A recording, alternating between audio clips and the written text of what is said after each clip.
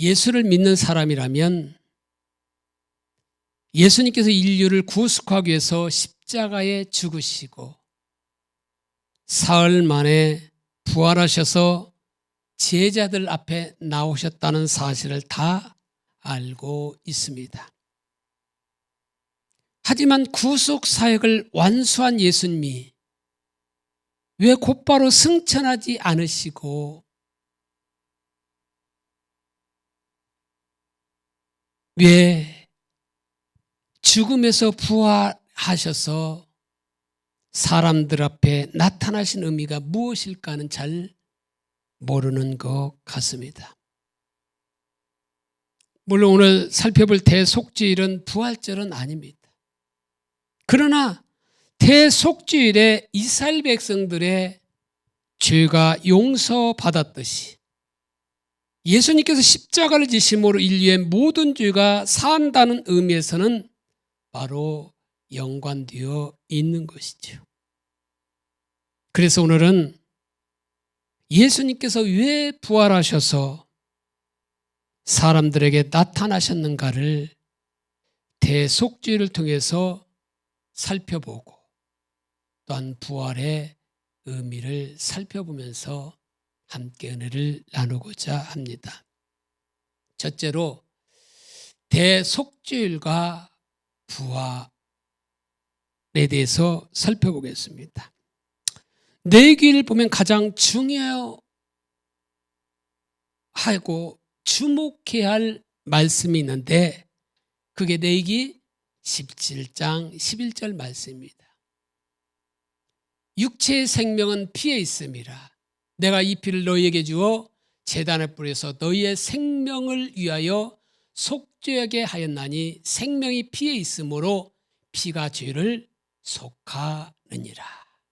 여기 보면 육체의 생명은 바로 피에 있다고 말하고 있어요. 그러니까 오늘날 의학적으로 발달한 이 시대에도 바로 육체의 생명은 어디 있는가 많은 사람들이 말하고 있지만 성경은 분명하게 말하기를 육체의 생명은 피에 있다 이렇게 말하고 있어요. 그래서 내게 모든 제사법이나 성결법의 핵심이 뭐냐면 피의 제사인 겁니다. 그래서 죄의 삭은 사망으로 죄를 지은 자, 죄인들은 반드시 죽을 수밖에 없고 근데 여기에서 죄에서 우리가 용서를 받기 위해서는 반드시 대속의 제물의 피가 요구된다는 겁니다. 그래서 히브리서 9장 22절 말씀에 율법을 따라 거의 모든 물건이 피로써 정결하게 되나니 피 흘림이 없은즉 사함이 없느니라. 그러니까 아까 레위기 17장 11절과 같이 보면 육체의 생명은 피가 있는데 바로 이 피가 생명이 피에 있기 때문에 피가 죄를 속한다. 그러니까 다시 말하면 우리 죄가 용서를 받기 위해서는 결국 뭐예요? 내가 죽어서 피를 흘려야만 사함이 받을 수 있다는 거죠. 그런데 내가 죽어야 할 내가 어떻게 됐어요? 죽어버리면 의미가 없잖아요. 바로 그 죄를 내가 그 죄의 삭으로 죽어야 할 그거를 예수님께서 대속제물로서 대신 십자가에서 죽으시는 바로 그 대속의 원리를 따라서 결국 예수님이 죽음으로써 바로 우리가 죄사함을 받게 된 겁니다. 그런데 내육의 핵심이 뭐냐면 내기 16장에 나오는 대속주일이에요. 그 대속주일이라고 하는 것은 히브리어로 욤키푸르예요. 욤키푸르. 이거는 욤이라고 하는 날과 키푸르라고 하는 덮는다, 죄를 사한다고 하는 그 단어의 합성으로서 이루어진 거예요.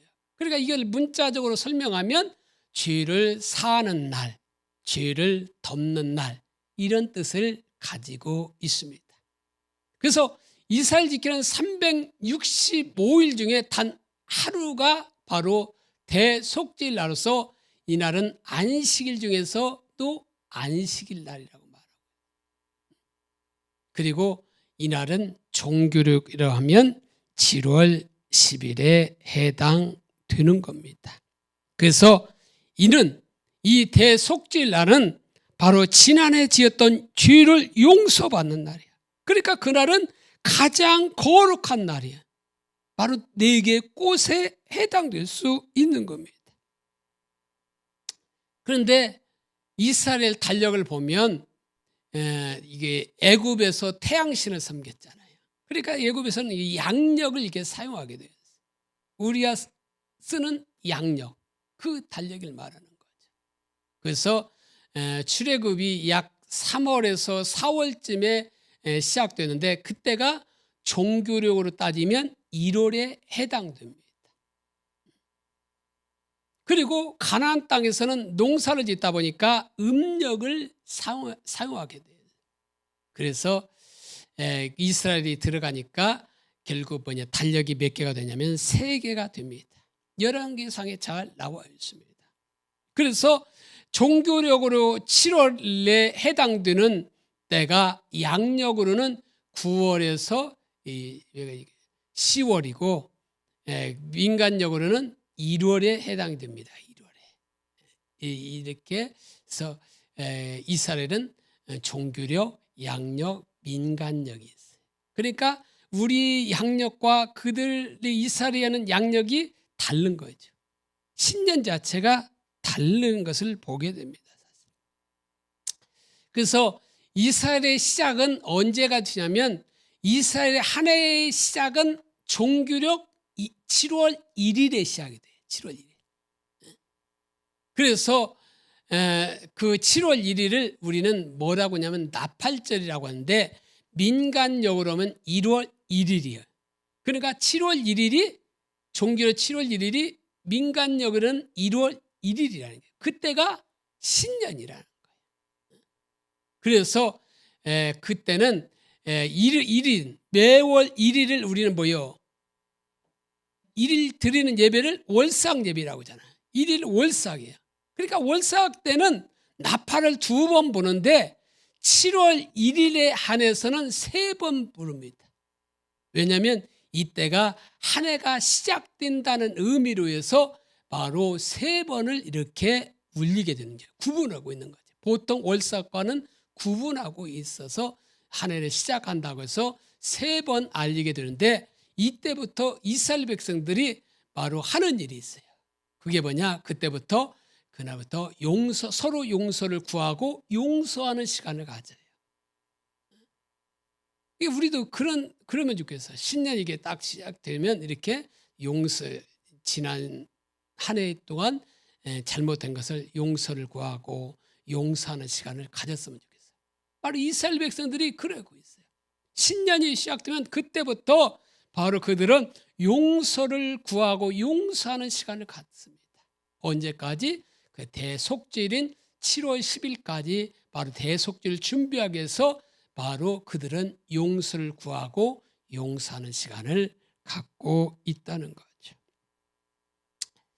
그래서 대속죄를 준비하고 있는데 정통 유대인들은 바로 대속죄일 10일 전부터 슬리옷 기도를 하게 돼요.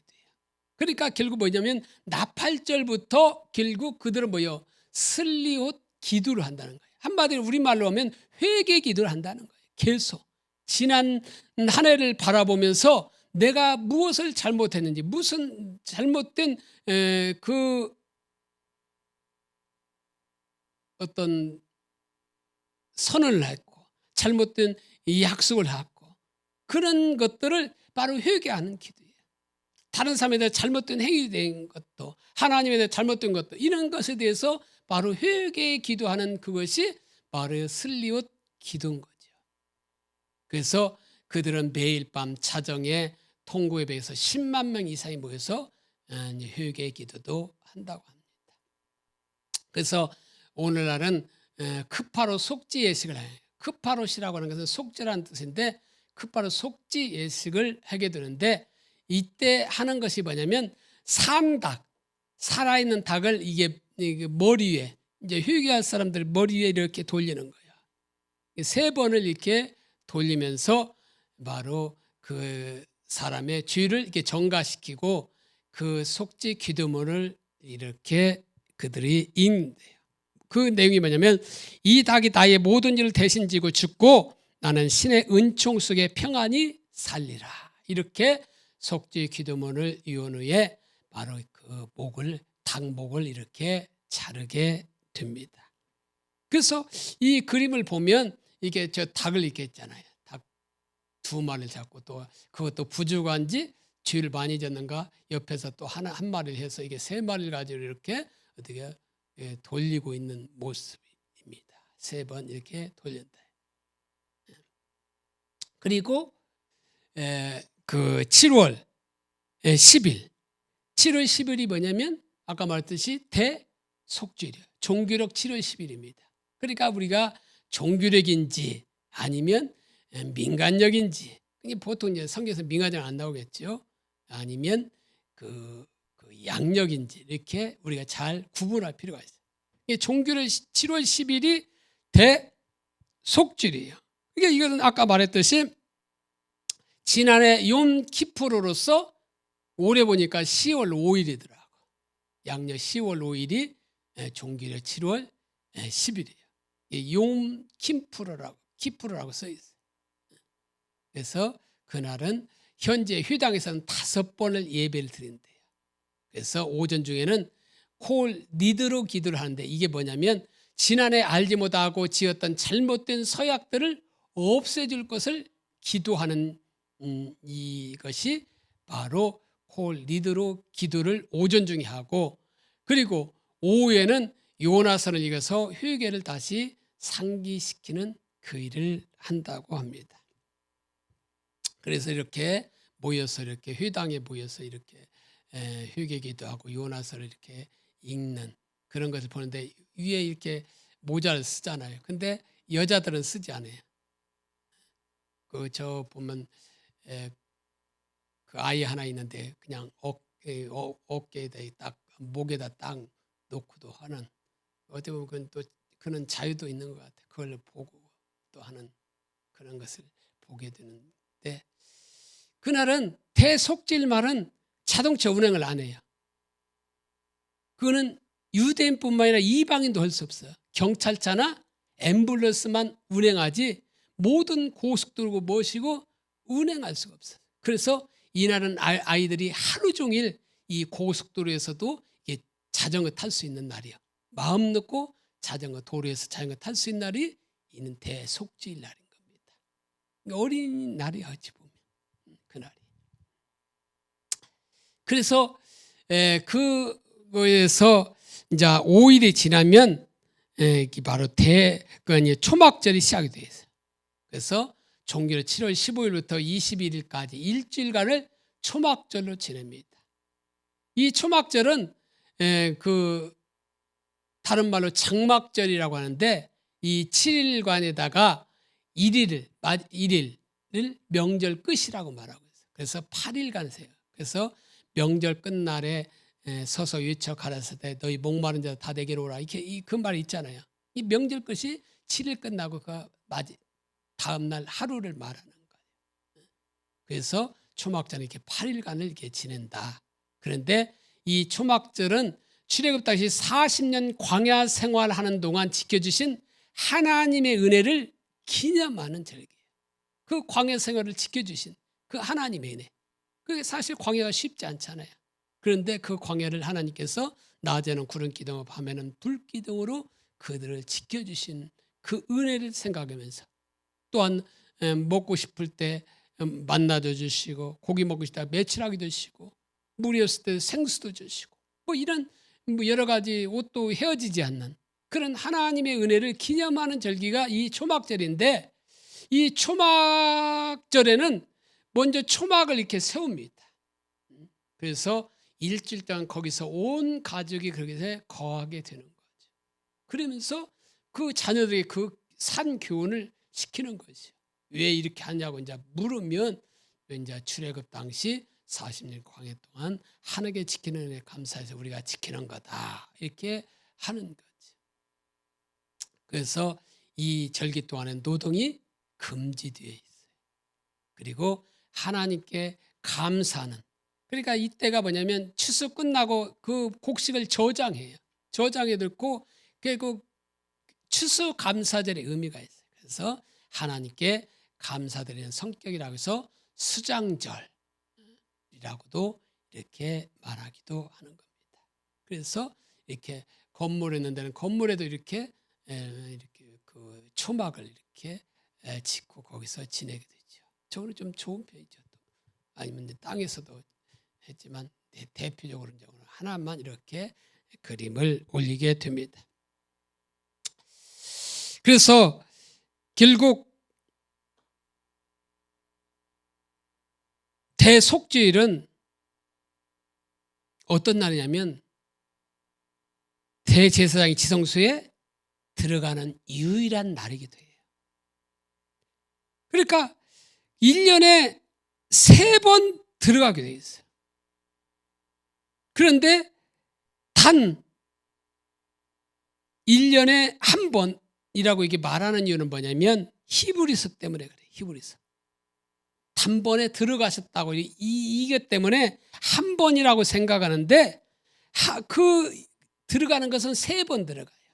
근데 그 3번을 나눠서 든 게 아니라 하루 동안에 3번 들어갔다 나왔다 하기 때문에 한 번을 봐도 무방하죠. 근데 이 지성소에 들어가려면 어떻게 해야 되냐면 언약궤에 하나님이 임하시기 때문에 직접 들어가면 죽게 돼 있어요. 그리고 그 제사장이 죄가 있으면 죽게 돼 있어요. 그러니까 그 지성소에 들어갈 때도 어떻게 되냐면 언약궤를 보지 않고 옆으로 개걸음으로 들어가게 돼 있어요. 그래서 대제사장이 번제단에서 숯불을 피워서 바로 모든 이스라엘 백성들의 죄가 짊어지고 지성소에 들어가기 전에 제사장이 먼저 할 일은 뭐냐면 그 지성소 언약궤에 하나님이 임하시기 때문에 그 하나님을 직접 맞닥뜨리면 죽게 되어 있습니다. 그래서 미드라시, 미시나, 탈무드를 보면 그러면 그 미드라시가 뭐고 미시나가 뭐고 탈무드가 뭔가 그걸 먼저 보게 되면 미드라시가 뭐냐면 고대 팔레스타인 납비 학교에서 기원된 성경 주석에 붙여진 명칭으로서 그 목적은 성경의 본문의 의미를 밝혀 거기에 내포된 의미를 간파하고 그로부터 새로운 율법과 원리들을 이끌어내며 그와 관련시켜서 권위 있는 종교적 윤리적 교리를 세우는 것에 있다는 겁니다. 그래서 그 성경의 율법의 품을 다는 할라카와 비율법적인 품을 다는 학가다가 두 종류로 있게 되는데 할라카는 성경법, 율법은 613가지 계명이 있다고 했잖아요. 그게 성경법이에요. 탈무드, 랍비법, 관습과 전통을 포함한 유대의 종교법, 이것을 유대법이라고 하는데 이 선민의 의무를 가르치는 게 할라카고 그 학가다는 문자적으로 설화라는 뜻을 가지고 있는데 하나님의 백성의 내적인 경건과 종교적 헌신 개발을 목적으로 전하는 설화적인 성경 해석 전반, 어떤 이야기라든가 민담, 잠언, 격언, 추서, 비유 등을 이렇게 말해서 그들로 하여금 그 의무를 신실히 수행하고자 하는 그 열망을 불러일으키는 역할을 하는 그것이 바로 미드라시. 그러면 미시나 뭐냐? 미시나는 흩어져 있던 구절을 하나의 책으로 완성된 게 미시나예요. 그래서 마가복음 7장 3절로 15절에 보면 뭐요? 어떤 전통이 나오잖아요. 또한 성경에 보면 장로들의 유전이라고도 나오고 이게 뭐냐면 이게 바로 미시나예요. 그런데 이 미시나는 토라의 전통적인 해석과 토라의 실생활 적용에 대한 가르침을 담고 있는 책이 바로 미시나예요. 그 실생활을 어떻게 적용할 건가? 안식일에는 몇 걸음을 걸어야 일이 안 될까? 또한 그들이 먹을 때는 어떻게 해요? 손을 씻고 먹어야 된다. 그리고 어떤 것은 얼만큼 들어야 이게 일이고 어떤 것은 일이 아닌가. 또 그 안식일엔 또 어떻게 합니까? 침을 뱉어가지고 이렇게 땅을 비비면 그게 땅을 가는 행위이기 때문에 그건 일이라고 보고 있잖아요. 또 안식일에 밀상 먹는 것은 괜찮은데 그걸 비비면 그것은 추수라고 보는 거지. 그건 일이라고 보는 거예요. 이런 것들 하나하나야 기록된 것이 뭐냐? 바로 미시나에 그것이 기록되어 있어요. 그것을 성경에서는 그것을 전통이다 또는 장로들의 유전이다 이렇게 말하고 있는 것이죠. 그래서 이 책 편집 전에 팔레스타인 학교에서 가르쳐진 유대인의 종교 율법의 모든 전통과 체계가 담겨져 있어서 탈무드의 핵심적인 기초를 이루고 있다는 거죠. 이 미시나가. 그리고 탈무드는 뭐냐면 탈무드는 유대인의 정신적 지주 역할을 해온 책이에요. 우리도 탈무드는 많이들 읽어봤을 거예요. 많은 교훈들이 이렇게 나와 있는데 이것은 AD 70년 노마 디도 장군에서 성전이 무너지고 유대인들이 노마 제국 각 나라로 이렇게 그 뿔뿔이 흩어지게 되잖아요. 그때 바로 유대인들은 민족의 동질성을 유지할 수 있는 방법으로서 뭐냐? 탈무드를 이렇게 구상하게 됩니다. 떨어져 있지만 우리는 같은 민족의 사람으로서 있을 필요가 있다 해서 이게 탈무드를 구상하게 되고 그래서 유대인의 신앙과 민족 정신의 원천이며 탁월한 교육과 경제 활동을 가능케 한 바탕이 바로 이 탈무드라는 거죠. 이처럼 우리가 살펴본 미드라시나 미시나나 탈무드를 보면 지성소에 대제사장이 들어갈 때 어떻게 했는가 그 보면 번제단에서 이 숯불을 취해서 거기다 향을 올려놓으면서 향을 피워가지고 지성소로 가게 되는데 지성소에 들어갈 때는 어떻게 하냐? 바로 개걸음으로 옆으로 가는 거예요. 여기 이렇게 맞닥뜨려 가다가 이 그 법궤를 보다가는 그 하나님의 임재가 있는 그 법궤를 보다면 죽게 돼 있어요. 그러니까 그걸 보지 않고 개걸음으로 지성소에 들어가서 어떻게 하냐면 그곳에서 향을 계속 피우게 됩니다. 언제까지 피우냐? 바로 언약궤 끝 날개. 그 언약궤 위에 뭐가 있어요? 속죄소가 있고 속죄소에 그 두 천사의 그 날개가 있는데 그 날개가 보이지 않을 때까지 계속 향을 이렇게 피우는 거예요. 왜 피우냐? 하나님과 나 사이의 연기로 가리우기 위한 겁니다. 왜? 직접 맞닥뜨리면 죽기 때문에 그것을 가리우기 위해서 죽음을 면하기 위해서 향을 이렇게 계속 이게 피우게 되는 거예요. 사실 그러기 위해서 이것은 사실 대제사장의 이 대속죄일 그 행사를 위해서는 일주일 동안 어떻게 해요? 그 모의 연습을 하는 거예요. 왜? 너무나 소중하기 때문에. 잘못되면 죽잖아요. 그리고 그 대제사장 대리인까지 이미 세워놓고 같이 연습하고 있는 거예요. 사실은. 그래서 향을 그렇게 해서 연기가 이렇게 가리워지면 향을 그대로 지성소에 내려놓고 이렇게 나옵니다. 그러면 이제 한 번이 들어갔다 나온 것이 되는 거죠. 또 대제사장이 들어갈 때 어떻게 하냐? 대제사장이 죄가 있으면 어떻게 해요? 대장도 죽어요. 그러니까 자기 죄가 먼저 용서를 받아야 돼요. 속죄함이 필요한 거죠. 그래서 자기를 위해서 속죄죄를 필요한 거죠. 그래서 숫송아지 피를 가지고 숫송아지를 직접 잡고 바로 그 피를 가지고 언약궤에 뿌리게 되는 겁니다. 물론 그 뿌리는 방법은 그냥 우리는 단순하지만 그 자세는 않지만 뭐 이렇게 위로 한 번, 아래로 7번 뿌리고 이런 여러 가지 있어요. 이제 우리는 이제 그것을 자세는 않지만 언약궤에 뿌린다는 거죠, 피를. 그래서 대제사장이 죄를 용서받지 못하면 죽는 거예요. 그러니까 그 피를 갖다 이렇게 뿌리면서 용서를 받아야 되는데 하나님 보시기에 대장에 쥐가 있는 것 같아. 그러면 그 자리에 주는 거예요. 그러면 어떻게 돼요?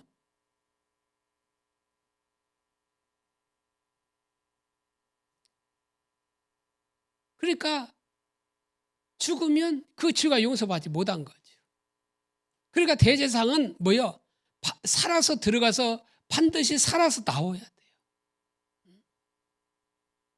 그러니까 그 대제사장이 들어가는데 살아서 들어갔는데 죄가 너무 많아서 죄가 용서받지 못하면 죽게 돼 있어. 그러면 하늘에서 무슨 소리가 나지 않아도 대제사장이 죽어서 나오면 그것은 죄가 용서받지 못하는 거예요. 그렇기 때문에 대제사장은 살아서 들어가서 살아서 나와야 되는 거예요.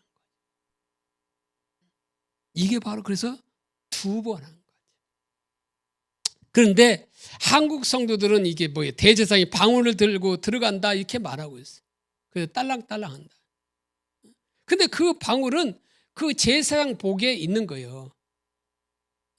그런데 이때 대속죄에는 오늘 본문에 나와 있듯이 다 세마포에서 세마포 관에다가 세마포 띠에다 다 이 하얀, 그러니까 먼저 그 물에 몸을 씻고 그 정결탕에 있어서 거기다 씻고 에봇을 벗고 세마포 옷 하나를 걸치고 들어가는 거예요. 그래서 세마포 속옷에가 세마포에다가 이제 띠와 세마포 관을 이렇게 쓰고 가게 되는 거죠. 이게 죽으면 어떻게 되냐? 뭐 탈무드에 이게 나와 있는데 첫 번째 허리에 끈을 묶고 들어간다는 거죠. 왜? 빼내기 위해서. 그래서 이때가 뭐예요? 2번이에요. 2번. 그리고 이때 뭐냐? 모든 이스라엘 백성들에서 염소 2마리를 이렇게 선택합니다. 그 염소 2마리인데 한 마리는 제비를 뽑아서 한 마리는 아사셀을 위해서 한 마리를 뽑고 한 마리는 하나님을 위해서 하나님께 제사드리기 위해서 한 마리가 이렇게 필요하게 되는 거죠. 그런데 아사셀은 뭐냐면 이스라엘 죄를 짊어지고 광야로 간 염소를 바로 아사셀이라고 말합니다. 그런데 그 아사셀 염소에게 모든 이스라엘 백성 죄를 전가를 시키는 거예요. 안수함으로 전가를 시키고 이 3년소를 광야에 가서 이게 죽이는 거죠, 사실은. 그래서 이것은 예루살렘 성 갈보리에 죽으신 예수 그리스도의 한 표상을 의미한다는 것이죠. 그래서 이 2마리 염소는 이게 보듯이 어떻게 됩니까? 2마리 염소는 같은 날 태어나야 돼요. 그리고 크기가 똑같은 쌍둥이 염소로 제비를 이렇게 뽑게 되는 거예요. 그 앞에 제비가 있게 되는 거죠. 그래서 이 둘 뽑아가지고 한 마리는 아사셀 염소에게는 끈을 어디다 묶냐면 이 뿔에다 묶어요. 그리고 하나님께 드리는 그 염소는 어디 되냐? 목에다 전을 묶게 되는 거예요. 어떻게 묶냐? 이렇게 하나님의 것과 아사셀이 딱 구분이 되는 거죠. 서로 바뀌면 안 되는 거예요. 그러면 무효가 되는 거니까 이렇게 되는 거죠. 그래서 이렇게 죄를 이렇게 안수함으로 이렇게 정가를 이렇게 시킵니다. 염소에 정가를 시켜서 이렇게 아사셀 광야로 이렇게 보내게 됩니다. 근데 보면 아사셀 염소를 보면 개역 개정에 보면 접근하기 어려운 땅이라고 말하고 있어요. 그리고 개역 성경은 무하지경에 가서 거기에서 이렇게 그걸 놓는다고 말하고 있어요. 그러면 그거를 뭐 사자들이 잡아먹든지 광야 늑대들이 잡아먹든지 이런다는 거죠. 그러면서 죄가 없어진다는 거죠. 그런데 그때 어떻게 했냐면 저렇게 안수한 후에 저 동쪽 문을 통해서 감산산에서 동쪽을 향해서 이렇게 계속 가면 어디가 나며요? 유대 광야가 나와요. 근데 유대 광야에 가는데 그 가는 데 있어서 10개의 오두막이 있대. 그 가는 과정 속에 10개의 오두막이 있는데 정거장과 같은 역할이야. 그래서 저 끌고 가는 그 사람을 동행해 주는 역할을 하는 거죠. 역할을 하는데 그 사람이 그 정거장에서 있는 사람이 어디까지 동행해 주냐면 갔다가 다시 올 수 있는 그 거리. 그러니까 100걸음까지 갈 수 있다 하면 50걸음까지 동행해 주고 오는 거죠. 그러면 그 다음에 인기수방에서 그 다음에 동해에서 이렇게 해서 결국 광야에 가서 어떻게 했냐, 이렇게 끌고 가다가 광야에서 저 낭떠대지에서 이렇게 거꾸로 이렇게 해가지고 죽인다는 거예요. 왜냐면 이게 거꾸로 안 타가 이렇게 하면 어떻게 해요? 이렇게 두려움 때문에 이렇게 해서 도망가면 어떻게 돼요? 안 되잖아요. 이게 사실 성경에는 어떻게 되냐면 성경에는 어떻게 해요? 그거다 놓아준다고 했잖아요. 근데 광야 사용할 때는 아무런 문제가 없는데 이제 거기다 정착 오니까 하다 보니까 어떻게 해요? 거기다 놨는데 다시 돌아오는 염소가 있어. 그러면 주가 다시 돌아오기 때문에 문제가 생기는 거예요. 그 사이에 확인 사살까지 해서 땅더리에 떨어져 죽이는데 그게 몬타르산이라는 거예요. 떨어진 장소가. 그러니까 우리도 이게 개를 했는데 개가 돌아오는 것처럼 염소도 그런 것 같아요. 좋은 염소는 그렇게 가다가 소변을 보아가지고 자기 위치를 영역을 표시해가지고 돌아오는지는 모르겠지만 그 돌아오는 염소예요. 그래서 그 문제가 없기 위해서 땅덩어리에 떠서 죽인다는 것이죠. 그래서 이렇게 한 마리는 안수하여서 아세스를 보내서 광야에서 죽였는가 하면 한 마리는 뭐예요? 죽여서 그 피를 가지고 지성소에 뿌리는 겁니다. 그러니까 결국 이제 뭐예요? 처음에 들어간 것은 그 언약궤와 그 제상 사이에 보이지 않기 위해서. 왜? 맞닥뜨리면 죽기 때문에 보이지 않기 위해서 향을 피로 한번 들어갔고, 두 번째는 어떻게 들어갔어요? 두 번째는 그 제사장 주의를 사함받기 위해서 들어가게 된 거죠.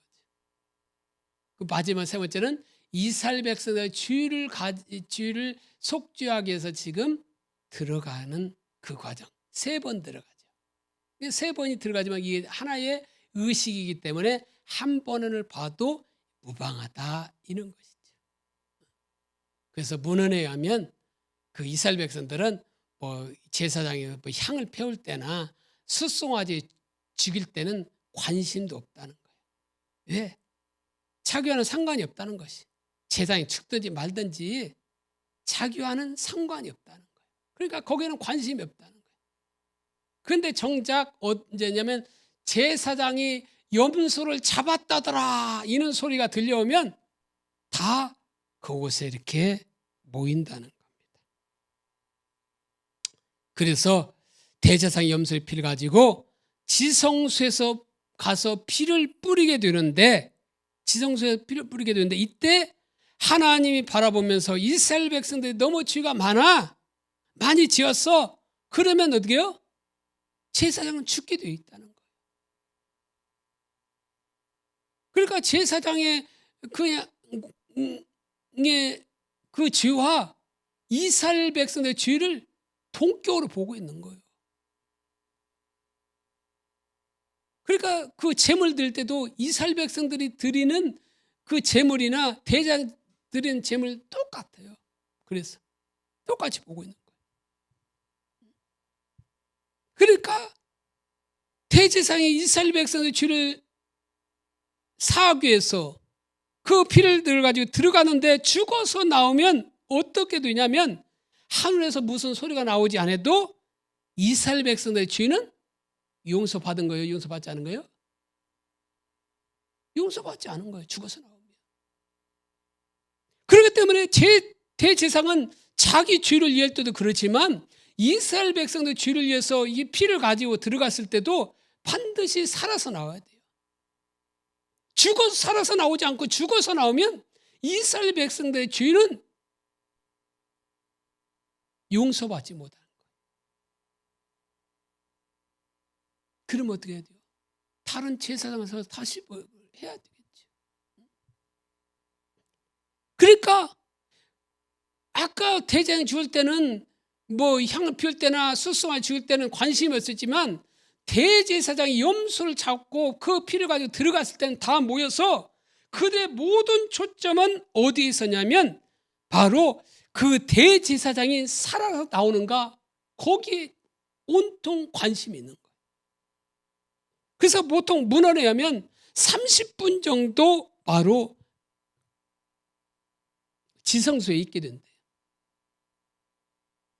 그러니까 이스라엘 백성들은 이 30분 정도를 숨죽이면서 기다리는 거예요. 이때나 나오고 저때나 나오고. 그래서 30분이 지나도 대제사장이 나오지 않으면 이제 귀로 확인하는 거예요. 대제사장이 죽었나 살았나. 그러면 어떻게 백성들은 초조할 거 아니에요.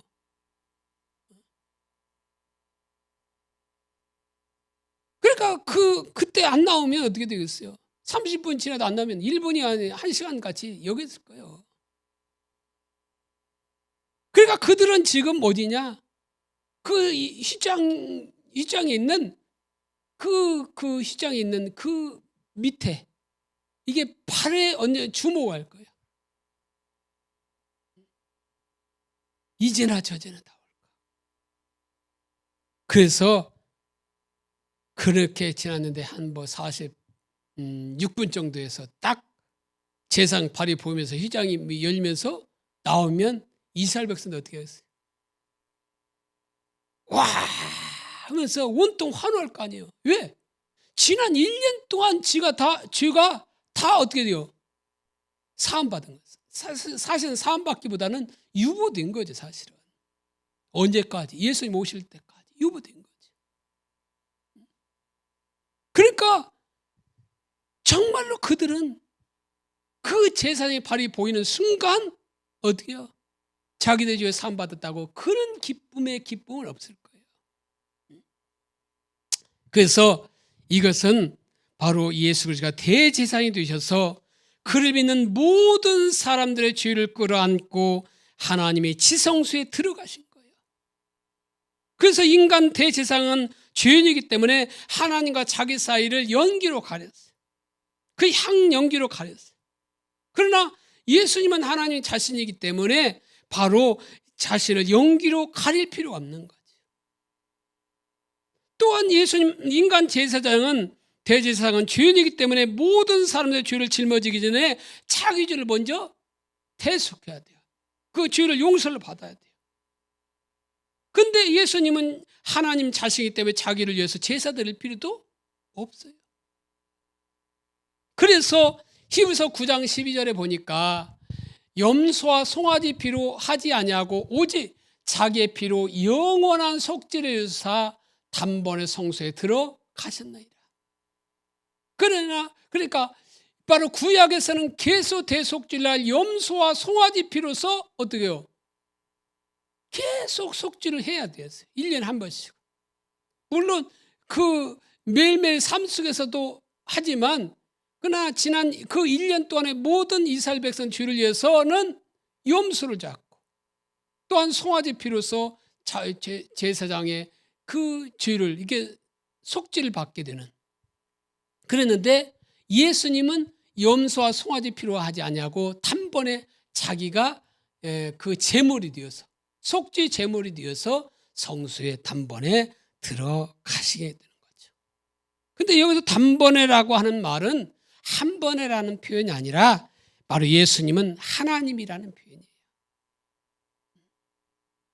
그래서 예수님은 하나님이시기 때문에 자신을 향으로 가릴 필요도 없고 송아지를 자기 자신을 위해서 바로 제사를 드리실 필요도 없고 염소의 피를 가지지 않고 단번에 들어가실 수 있는 거죠. 그러니까 대제사장 예수 그리스도는 짐승의 피가 아니라 바로 자기 자신의 생명과 바로 피를 직접 들고 대제사장이 되셔서 어디요? 지성소에 들어가신 거예요. 그게 뭐냐? 그게 바로 십자가라는 거죠.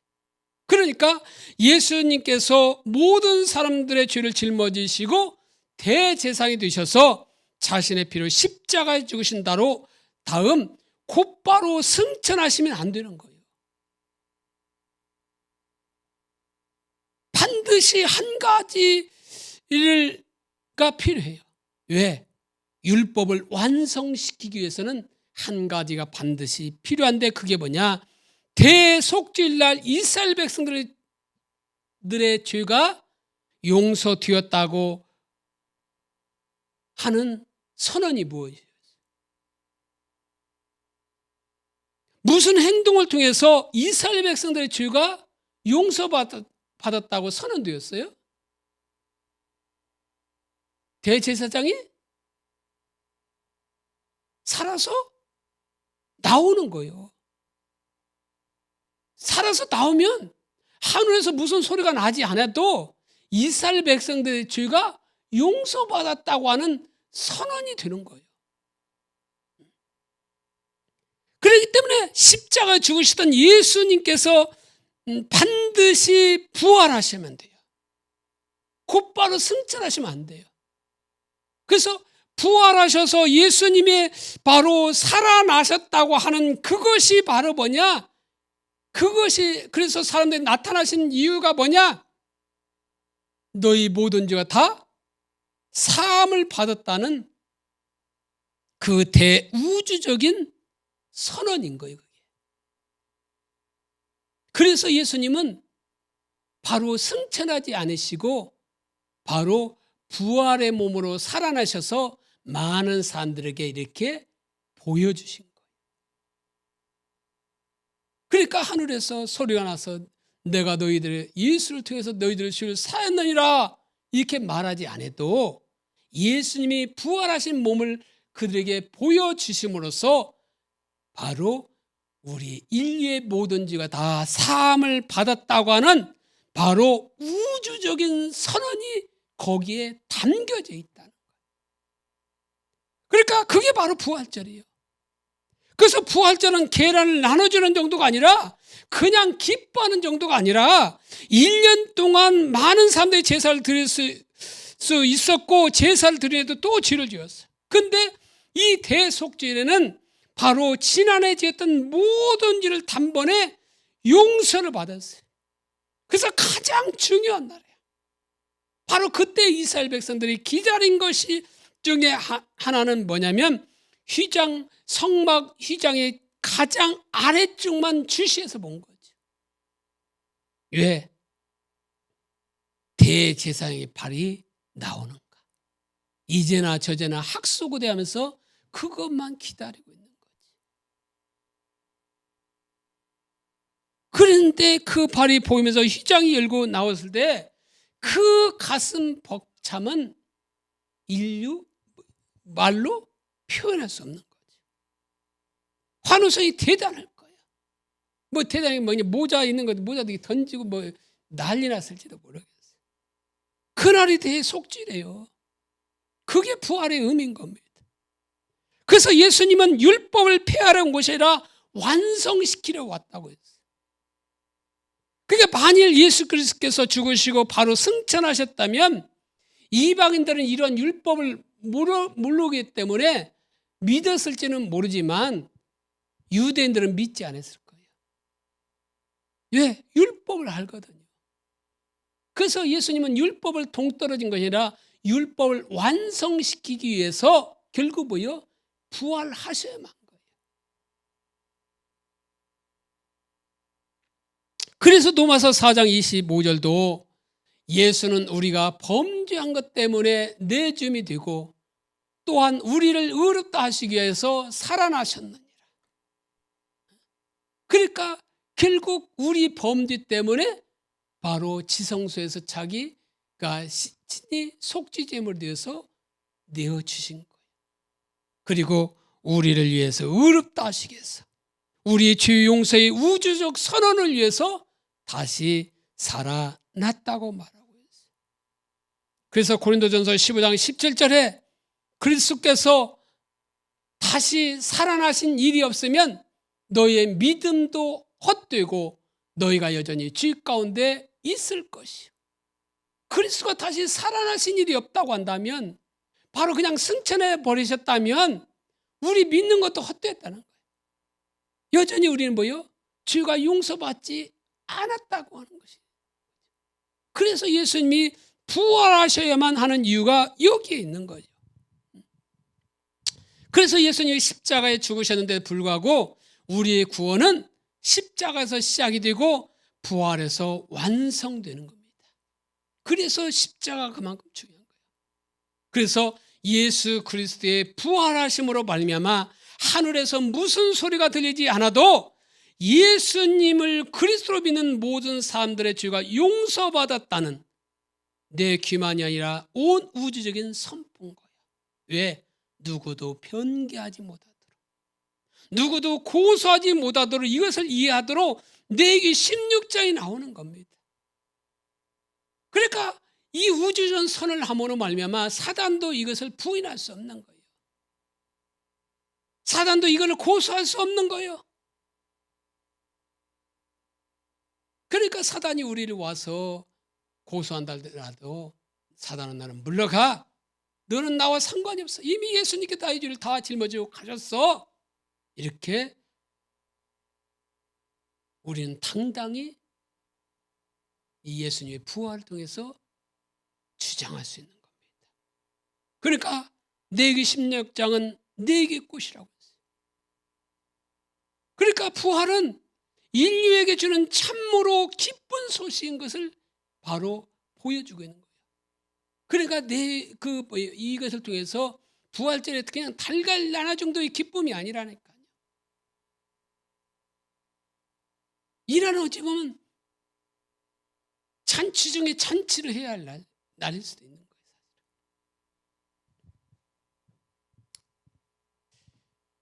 두 번째로 부활의 연속성과 불연속성에 살펴보겠습니다. 근데 예수님의 부활은 모든 것이 모델인데, 예수님의 모든 모델이에요. 근데 거기에는 연속성과 불연속성이 있다는 거예요. 연속성에 있어서 예수님이 우리 부활의 모델로서 우리 현재 몸과 부활의 몸 사이에는 연속성과 불연속성이 있다는 거예요. 우리 육신뿐만 아니라 현재 창조 세계와 새로운 창조 세계 사이에도 연속성과 불연속성이 있다는 거예요. 그러면 연속성이 뭐고 불연속성이 뭐냐? 한마디로 말하면 연속성의 의미는 예수님 부활 전에 갖고 있던 몸과 부활 후의 몸의 연속성이 있다는 거예요.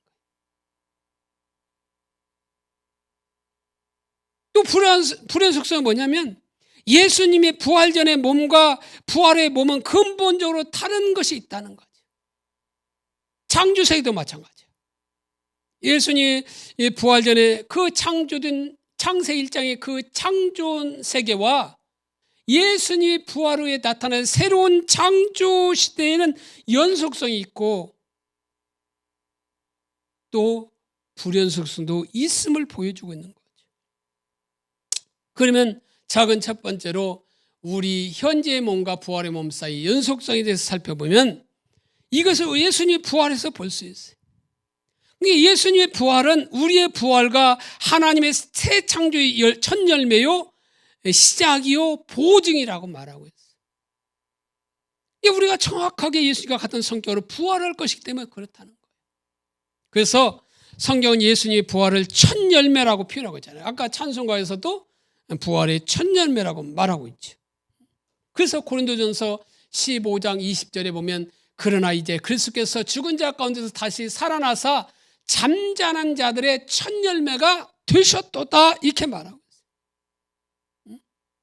이에 대해서 이승현 교수님이 말하기를, 이승현 교수님은 하버드 대학 신학부에서 신약학으로 신약 박사 학위를 받으신 분으로서 호서대 신약학 교수를 담당하고 있습니다. 그분이 그 바울이 예수님에게 적용한 첫 열매라는 표현에 대해서 뭐라고 말하고 있느냐? 그 구약에서 추수의 첫 열매로 드려지는 희생 제사의 그 뿌리를 두고 있다. 하나님께 드려진 첫 열매는 하나님 앞에서 거룩한 것으로 여겨지고 이어지는 전체적인 추수의 시작과 그 추수의 확실한 보증을 의미한다. 그러므로 예수의 부활이 죽은 자들의 첫 열매라는 사실은 예수 안에서 자는 자들이 이 예수가 경험한 부활을 동일하게 경험할 것이라는 확실한 보증이 된다. 이렇게 말하고 있어요. 그러니까 이 첫 열매라는 말은 예수님의 부활이 첫 번째 부활이고, 또한 예수님의 부활이 모든 성도가 부활할 것에 대한 확실한 보증이라는 거예요. 그러니까 우리 과일이 있으면, 앞에 감나무가 있는데 이 과일이 아직 한 번도 못 먹어봤지만 그 과일이 첫 열매가 열리면 그 맛을 보면 그 나무의 전체 열매를 알 수 있는 것처럼, 바로 그 첫 열매, 예수님이 부활의 첫 열매였다면 우리들도 그렇게 부활의 할 것을 반드시 보증하고 있다는 거예요. 그러니까 우리 부활의 확실성으로서 무엇을 말해주고 있느냐면 그 보증으로서 성령을 우리에게 주셨다는 거예요. 성령을 우리에게 주심으로 우리들이 반드시 우리 한 사람 한 사람들이 부활할 것을 보증하고 있다는 거죠. 작은 두 번째로, 예수는 부활의 첫 열매로서 여기에는 연속성이 존재한다는 거야.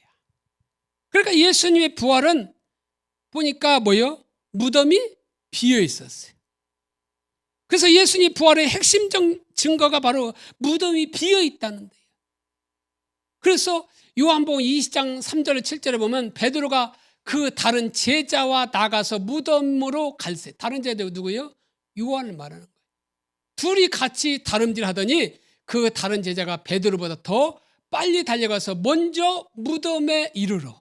그러니까 요한이 베드로보다 달리기를 더 잘한 것 같죠.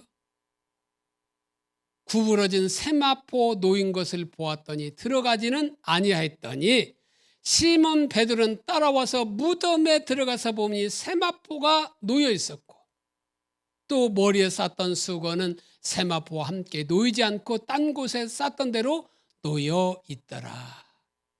그러니까 이 말은 마치 고치에서 어때요? 애벌레가 그 나방이 나올 때 이게 어때요? 그대로 고치가 남아 있는 것처럼 그냥 예수님이 땄던 이 수건과 세마포가 다른 곳에 개어서 이렇게 놓여 있는 것이 아니에요. 그러니까 어떻게 됐냐면 그대로 어떻게 나왔다는 거예요. 몸으로 나왔는데 그 상태에서 쑥 빠져나왔다는 거예요. 그러니까 그 몸은 부활의 몸이에요. 그러니까 부활 전에 몸 같았으면 그대로 빠져나올 수가 없지요. 어떻게 나와야 돼요? 그때는 머리 베고 이게 세마포 다 벗고 해서 한쪽에 개놓고 나왔을 거예요. 근데 그 장사 지냈던 그대로 머리에는 수건이 있었고 몸에는 이렇게 세마포가 이렇게 쌓여졌는데 어떻게 해요? 그 모습, 그것은 그대로 놔준 채 몸만 싹 빠져나온 거예요. 그러니까 이것을 통해서 예수님이 부활하실 때 이전의 몸이 다 썩어버려지도록 그냥 버려두고 전혀 새로운 종류의 육체를 입고 부활하신 것이 아니라는 거예요. 그 이전의 몸이 새로운 종류의 육체로 변화된 거예요. 어떻게 할 수 있느냐? 예수님 손에 못자국이 그대로 남겨 있었어요. 그러고 보면 옛날 그 부활 전에 그 모습과 부활의 모습은 어떻게 뭐가 있는 거예요? 연속성이 있는 거예요. 연속성. 그러니까 우리의 부활도 마찬가지야. 우리의 부활도 정확히 예수님이 부활한 것처럼 될 것이기 때문에 거기에는 연속성이 있다는 거예요. 그래서 예수님이 오시기 전에 죽어서 그 시체가 다 썩어진 사람들은 어떻게 되는가? 사도 바울은 그것을 고린도전서 15장에 씨앗에 비유해서 설명하고 있어요. 15장 35절 38절 누가 묻기를 죽은 자들이 어떻게 살아나며 어떠한 몸으로 오느냐 하리니 많은 사람에게 묻잖아요. 죽은 자들이 어떻게 사느냐? 이 이제는 좀 화장해서 죽이는데 어떻게 화장해서 이게 장사 지내는데 어떻게 살아나느냐? 이렇게 묻는데 36절 계절 보여. 어리선자야, 내가 뿌리는 씨가 죽지 않으면 살아나지 못하겠고, 뭐요? 한 알이 미리 썩어야 열매를 맺는 것처럼, 싹이 나오는 것처럼 뿌리는 씨가 죽지 않으면 살아나지 못하겠다는 거죠. 죽어야, 썩어야 산다는 거죠. 그러면서 37절 38절에 또 내가 뿌리는 것은 장래의 형체를 뿌리는 것이 아니요 다만 밀이나 다른 것의 알맹이 뿐이로되. 그러니까 우리가 뿌리는 것은 뭐요? 장래 그것을 뿌리는 것이 아니라 어떻게요? 어떤 밀이나 다른 것의 알맹이를 뿌리는 것처럼 하나님이 그 뜻대로 그에게 형체를 주시되 각 종자에게 그 형체를 주시니라. 그러니까 썩는데 그 형체를 주시는데 형체는 바로 하나님이 주신다는 거예요. 그때 어떻게 줄지는 우리가 모르지만 그때 주신다는 거예요. 씨 뿌린 비를 통해서 그렇게 말씀하고 있는 거예요. 그러니까 첫 번째 땅에 심겨진 것과는 다르게 태어난 것에는 어느 정도의 연속성이 있다는 거예요. 밀을 뿌렸는데 밀이 수확이 돼요. 그러니까 어떻게 연속성이 있는 거죠, 사실은. 그래서 씨앗의 비유는 씨는 썩어야 싹이 나는데 이처럼 우리 육신의 몸도 썩지만 반드시 그렇게 싹이 나는 것처럼 바로 그렇게 형체가 우리에게 주어질 거라는 거예요. 부활음이 주어질 거라는 거예요. 이미 죽었던 자들은. 그렇지만 예수님이 오실 때까지, 예수님이 재림 때까지 살아남은 자들은 예수님이 재림하실 때처럼 그 육체가 영광의 몸으로, 하나님의 영광이 임해져서 덧입혀져서 부활의 몸으로 어떻게 해요? 변화될 거라는 거예요. 그래서 어떻게 해요? 그 전의 모습과 그 부활의 몸은 어느 정도 연속성이 있을 것을 말해주는 거죠.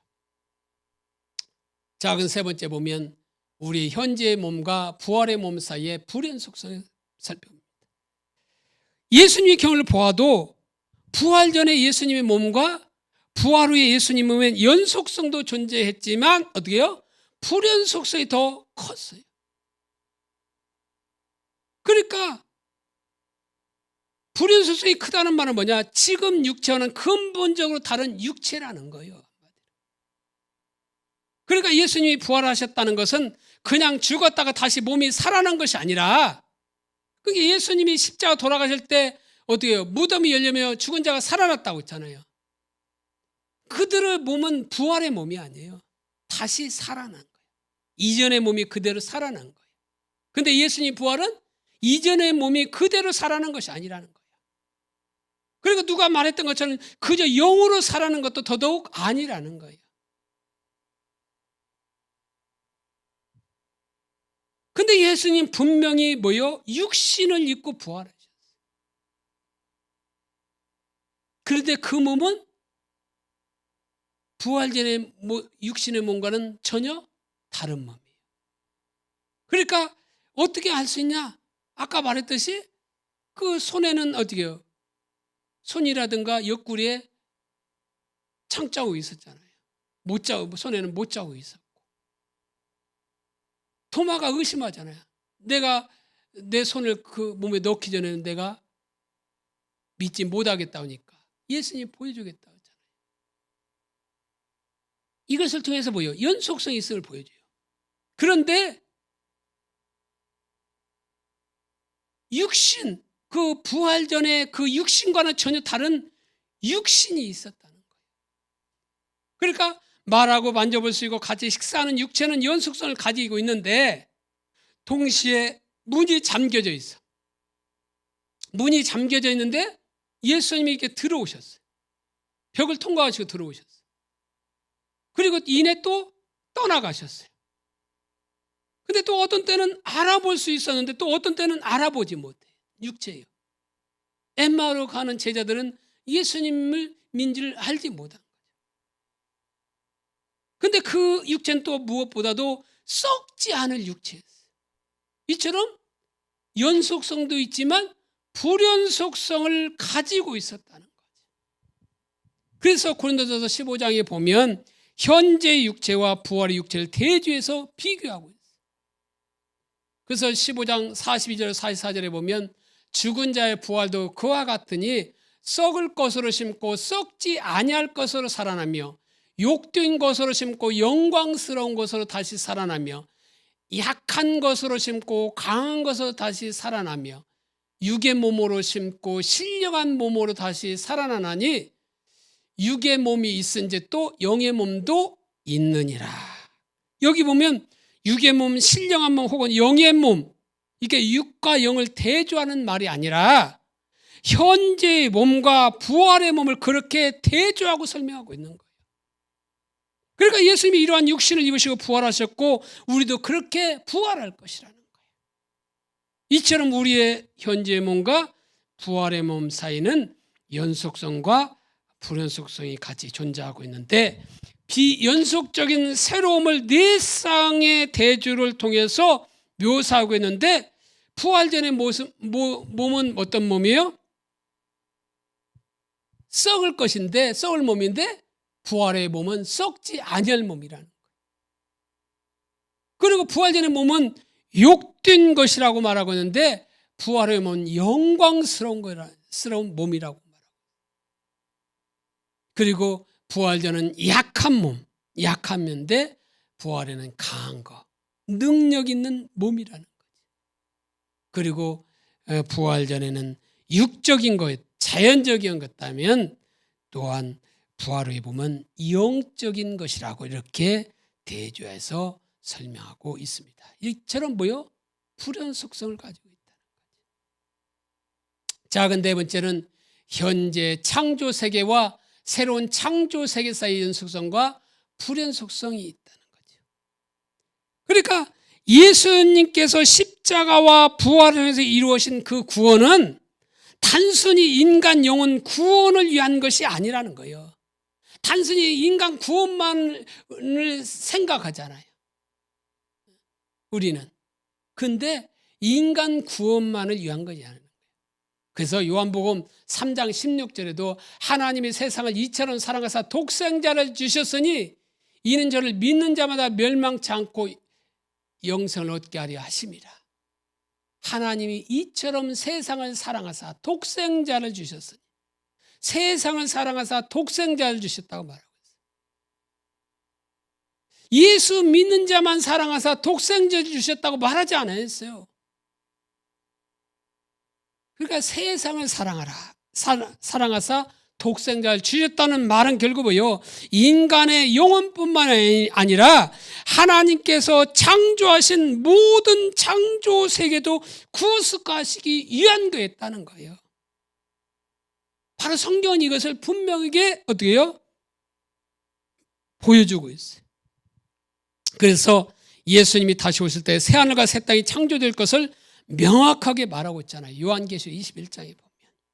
그런데 성경은 이 새로운 창조의 역사가 예수님의 부활과 함께 이미 시작되었다고 말하고 있어요. 그러니까 이미와 아직의 개념이 있잖아요. 그래서 이 세상과 오는 세상이 있는데 어떻게 해요? 오는 세상이 예수님 부활과 함께 오는 세상이 왔지만 아직은 완전히 오지 않았다는 거죠.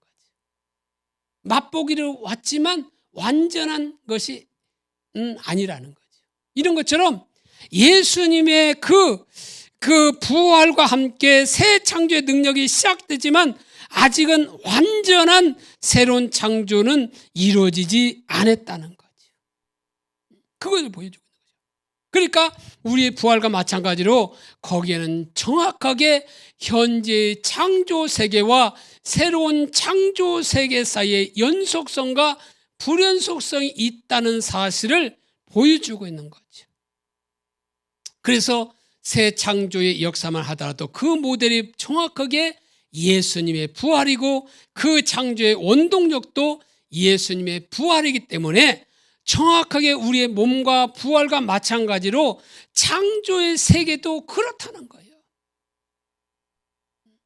그래서 새로운 창조 세계, 그건 성경은 새하늘과 새 땅이라고 말하고 있는데 바로 새로운 창조 세계와 현재의 창조 세계와 대조할 때 우리의 부활의 몸이 그런 것처럼 불연속성이 훨씬 더 클 거라는 거예요.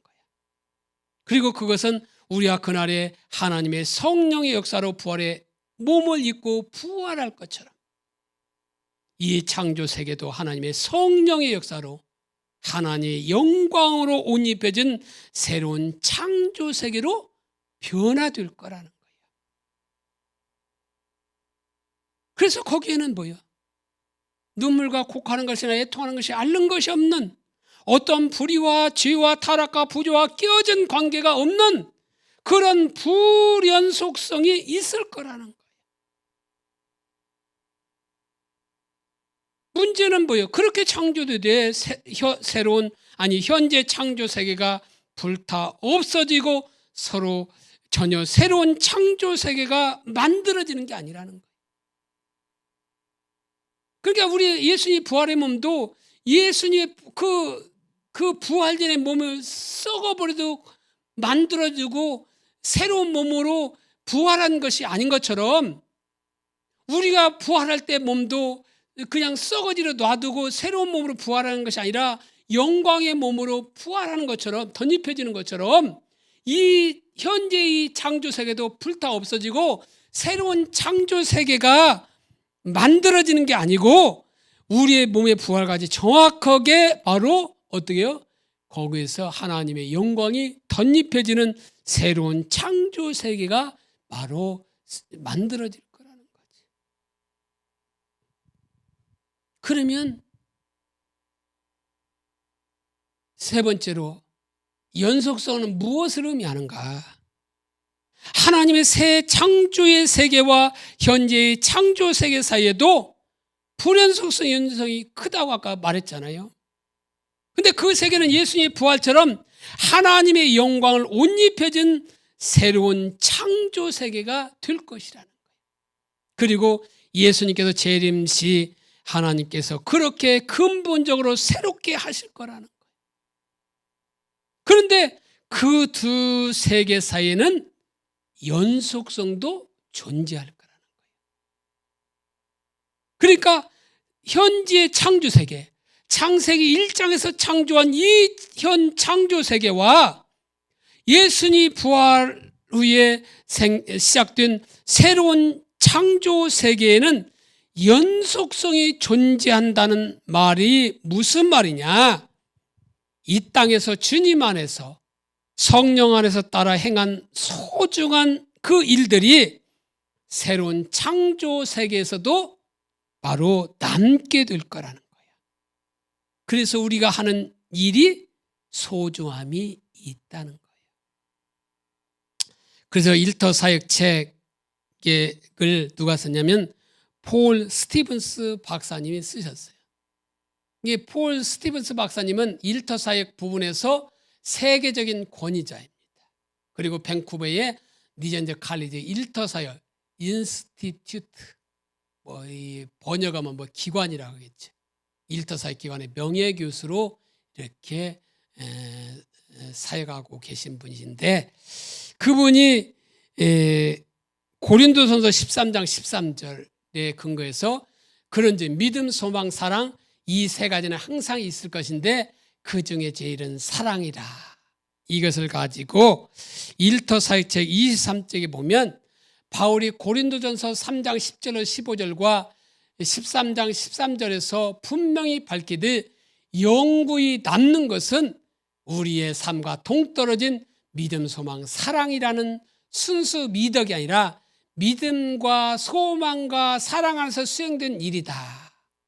마지막에 이르면 불운에서 믿음, 소망, 사랑 안에서 수행된 일들의 불순물들은 다 타버리고 순수한 모습만 남게 되어 새하늘과 새 땅에 자리 잡게 될 것이다. 우리는 새하늘과 새 땅에서 새 땅을 너무 쉽게 빠뜨리는 경향이 있다. 심지어 내가 하는 일 가운데 일부도 영구히 남게 되고 나의 상상을 초월해 거기에 자리 잡게 될 것이다.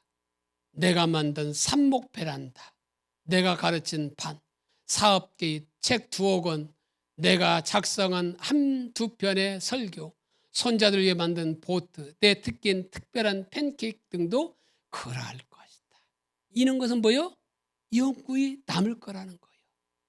이게 지금 스티븐스 박사가 뭐 삽목 베란다를 만들고 또한 가르침 반도 있고 사업 계획도 있고 책 2권 만들고 2편 설교도 있고 이런 선자들이 한 이런 것이 있는데 이런 일들이 현재만 남는 것이 아니라 여기에 모든 불순물은 제거되고 어떻게 된다는 거예요?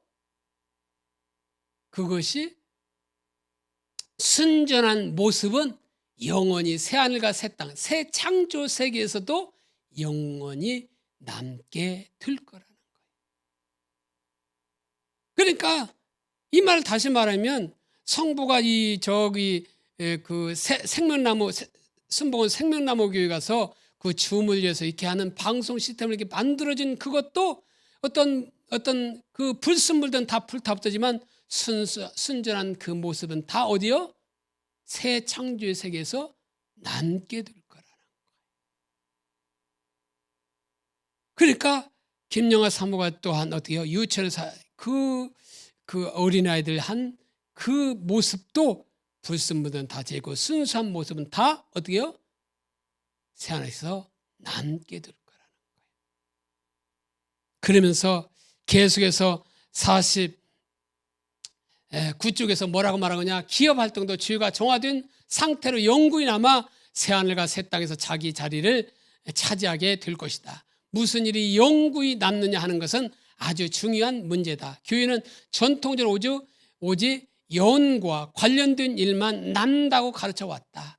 그런데 그리스도인의 장래는 몸의 부활에 있는 만큼 너희 수고가 주 안에서 헛되지 않는다는 말씀을 상기할 필요가 있다. 미로 슬라브 볼프가 말하듯이 현재 질서와 장래 질서 사이의 연속성 혹은 불연속성이 일의 신학을 개발하는 데 핵심 사안의 하나다. 그러면서 이로 인해 일부 신학자는 천국에도 마케팅이 있을 가능성이 있다고 생각에 이르렀다. 이렇게 말하고 있어요. 그러니까 그동안 교회는 천국에서 남는 일은 복음 전도와 관계된 일만, 교회에 관계된 일만 남게 될 거라 그렇게 가르쳐 왔다는 거죠. 그런데 그런 것이 아니라는 거죠. 복음 전도와 관계없는 일이라도 그 일부는 영구히 남아서 새하늘과 새 땅에 기여하게 될 것이라고 말했다는 거예요. 그래서 그 메시아 있잖아요. 그것도 하늘나라에 가서는 남아 있을 거라고 이렇게 말하기도 하지. 그래서 고린도전서 15장 58절에 보면 부활장인데 고린도전서 15장이 부활장이잖아요. 근데 거기서 부활에 대해서 말하고 나서 마지막으로 권면하고 있는 말이 뭐냐면 58절에 그러므로 내 사랑하는 형제들아 견실하며 흔들리지 말고 항상 주에 더욱 힘쓰는 자들이 되라. 이는 너희 수고가 주 안에서 헛되지 않은 줄 알미라. 이렇게 말하고 있어요. 그래서 일반적으로 우리는 어떻게 생각합니까? 이 땅에서 주님을 위해서 수고한 것들은 그날의 상급을 받을 것이라고 이해하고 있죠. 이 땅에서 우리가 전도하고 우리 이 땅에서 주님에서 헌신하고 봉사하고 이렇게 주님을 위해서 한 그것들은 다 상급을 받을 것이라고 그렇게 다 이해하고 있어요. 당연히 그런 부분을 포함하고 있죠. 그런데 사실은 그냥 그날의 상급만 받고 모든 것이 없어질 것이라고 한다면 이 땅에서 한 모든 수고는 그런 아무런 의미가 없을 거라는 거예요. 내가 전도한 일, 이 상급 받고 이것이 천국에서는 아무런 의미가 없다고 한다면 의미가 없다기보다는 그것이 모든 일이 거기서 없어질 거라고 한다면 뭐요? 지금 이 한 그것이 수고가 아무런 의미가 없다는 거죠. 그래서 헬라의 원문에 말하는 원래 의미를 보면 주 안에서 너희 수고가 헛되지 않는다는 이 구절은 너희가 기독교를 일할 때 너희의 일이 헛되지 않을 것이라는 의미예요.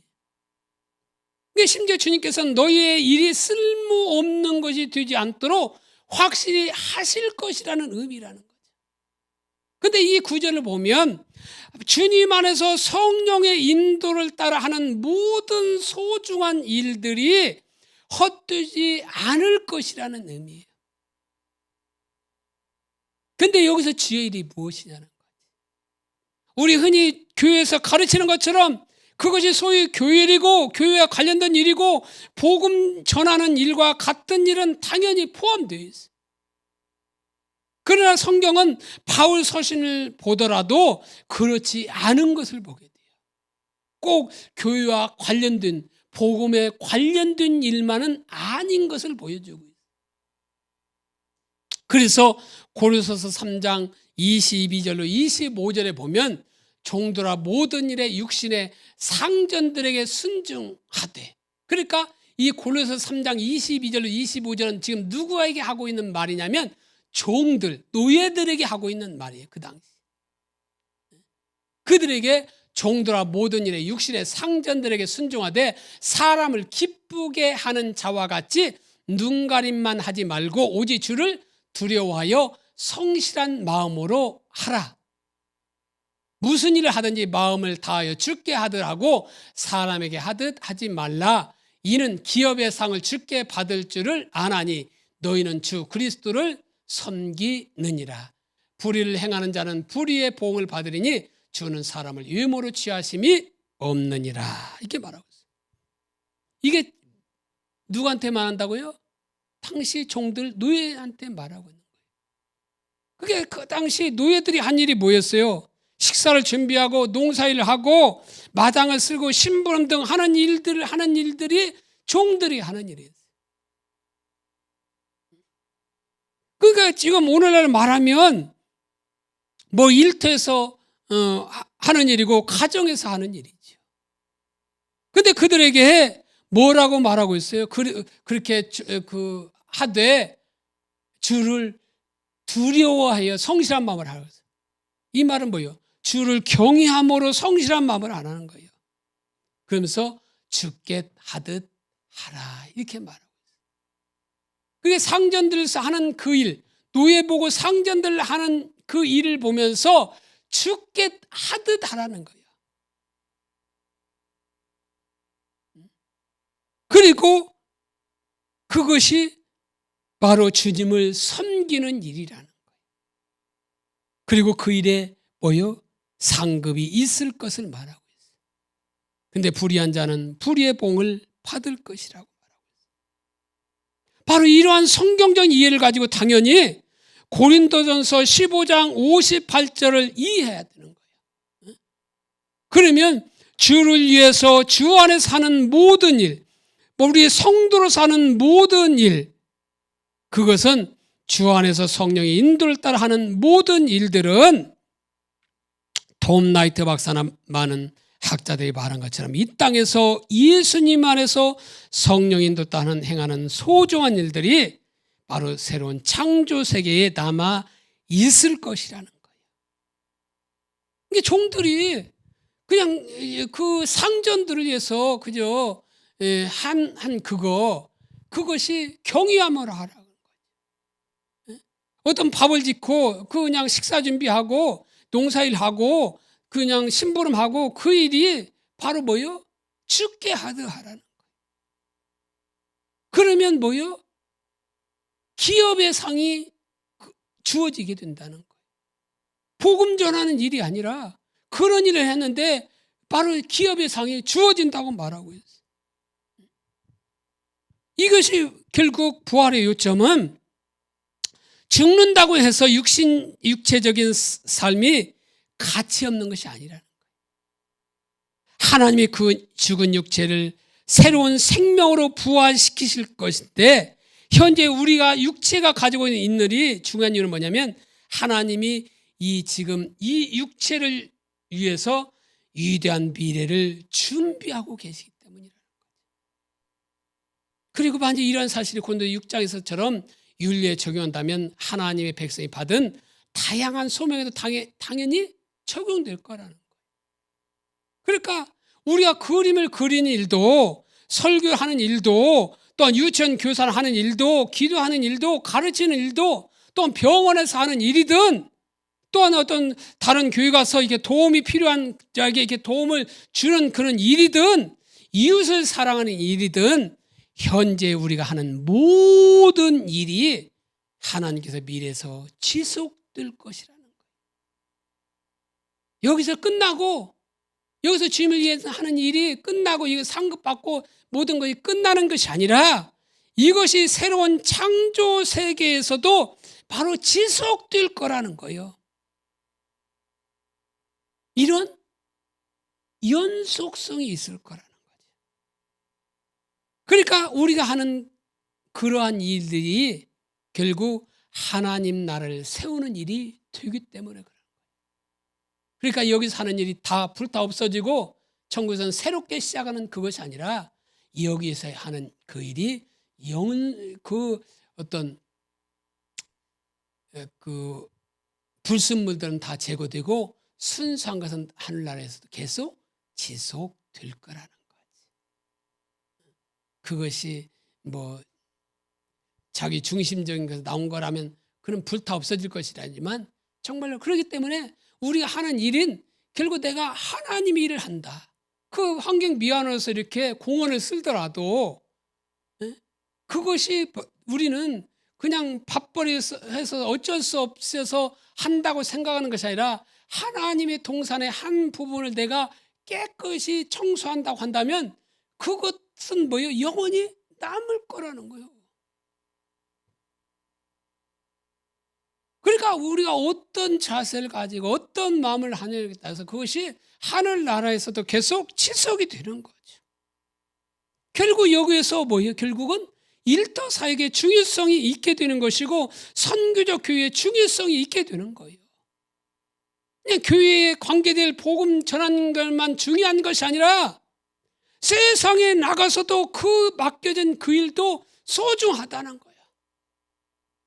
하되 어디요? 하나님이 주신 탁월한 지혜로서 영향력이 미쳐서 거기서 그 문화를 구속하는 그 일을 우리 믿는 자들이 해야 된다는 거죠.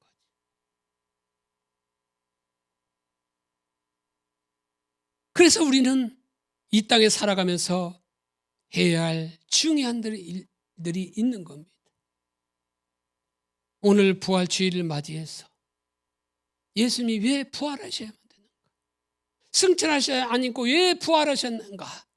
그 부활을 통해서 우리 죄가 사함받았고 우리 죄가 용서받았고 새로운 우리가 또한 그렇게 예수님이 부활하셨던 것처럼 우리가 부활할 것을 믿을 뿐만 아니라 현재 창조세계가 새로운 창조세계가 시작되었음을 말했을 뿐만 아니라 또한 그것을 통해서 정말로 우리 하는 일이 그것이 우리는 그 이신론적에 의해서 어떻게 합니까? 교일은 정한 거, 세상 일은 부정한 거 이렇게 생각하는 게 아닌데 그 세상에서 하는 그 일도 소중한 일이라는 거죠. 바로 그 일에 충성을 할 때 바로 그 일을 우리는 새로운 창조 세계가 남는 일이기에 거기서도 우리가 최선을 다해서 하는 그 부활을 통해서 선교적 교회의 중요성, 일터상의 중요성을 깨닫는 부활의 의미를 깨닫는 저와 여러분들이 되시기를 예수님의 이름으로 축복합니다.